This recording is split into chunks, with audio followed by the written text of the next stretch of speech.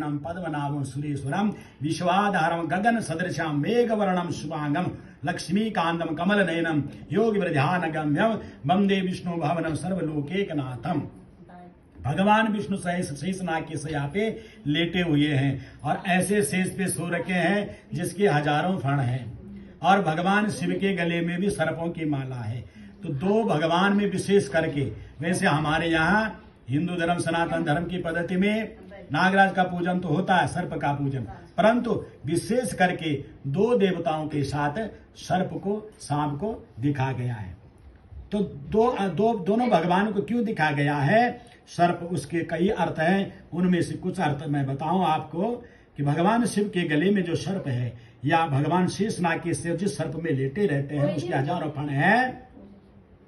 तो सबसे पहले तो सांप क्या होता है? विषैला सांप होता है, बोलो विषैला, उसके अंदर विष होता है। जब उसके अंदर विष होता है तो भगवान उस पर लेटे हुए कौन? विष्णु, और सर्प शिव जी ने गले में डाल रखे। तो भगवान ये बताना चाह रहे हैं कि हे जीव, तुम्हारे अंदर अनेक प्रकार के विष हैं, और जब तू मेरे गले से लग जाता है, मेरे को पकड़ लेता, मेरे चरण मेरे पकड़ लेता, मेरे शरण में आ जाता है, तो तेरे अंदर के विष धीरे धीरे समाप्त हो जाते हैं, तो मेरा भक्त बन जाएगा। जब पहला अर्थ है। दूसरा अर्थ यह है कि सर्प की मृत्यु नहीं होती है।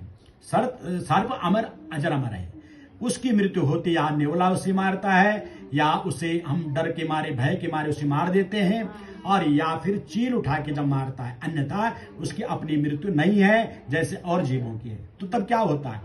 जब वो सांप के द्वारा, नेवला के द्वारा न मरे, हमारे द्वारा न मरे, और चील के द्वारा भी न मरे, तो जब वो बूढ़ा होता, वृद्ध अवस्था आती है, तो वो क्या करता? अपनी केंचुली को निकाल देता है और फिर जवान हो जाता है।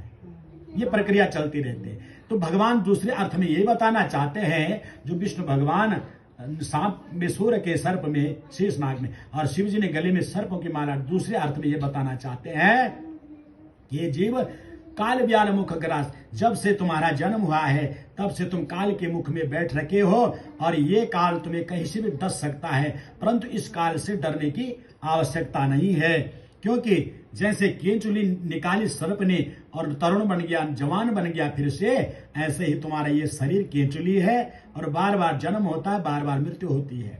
इसलिए तुम इससे भयभीत तो छोड़ दो, घबराना छोड़ दो, डरना छोड़ दो, मृत्यु से डरो मत, क्योंकि तुम तक कब? जब तुम मेरे शरण में आ जाओगे, मेरे चरण पकड़ोगे, मेरे भक्त बन जाओगे, तो ये काल तुम्हारा कुछ नहीं बिगाड़ सकता है, केवल तुम केंचुली छोड़ोगे। तुम भी इसी प्रकार अजर अमर हो, तुम भूल चुके हो, सर्प तुम्हें याद, सर्प से मैं तुम्हें याद दिला रहा हूं। ये दूसरा अर्थ है, ठीक है ना? तो इसलिए, और तीसरा अर्थ में ये बताना चाहते हैं कि भगवान विष्णु हजार नाग का जो फण है, हजार फण है, और शिव जी के यहाँ भी लटक रहे, यहाँ भी लटक रहे हैं। तो भगवान ये बताना चाहते हैं कि देखो, ये काल जब से जन्म होता है तब से हमारे पीछे पड़ा होता है, और पीछे पड़ा होता है, पीछे खड़ा, हमारे सामने खड़ा होता है, इससे कोई बच नहीं सकता है, और ये कहीं से भी डस सकता है। वो होता ही ऐसा है, इसको ये हो गया, उसको वो हो गया, मृत्यु किसी न किसी कारण से आती है, और इसीलिए कहीं से भी डस सकता है ये सर्प, ये काल, ये मृत्यु रूपी काल कहीं से भी डस सकता है। परंतु अगर तू मेरा भक्त बन गया, मेरे चरण में आ गया, चरणों पकड़ लिया, तूने मेरे शरण में आ गया, तो तेरे सो मैं इस मृत्यु बंधन से मुक्त कर सकता हूँ, मोक्ष कर सकता हूँ। इसलिए हमेशा मेरा ध्यान कर, मेरा चिंतन कर। इसलिए सांप और सर्प को दिखाया गया भगवान शिव जी में है, इसलिए शिव जी का ध्यान करो। ओम का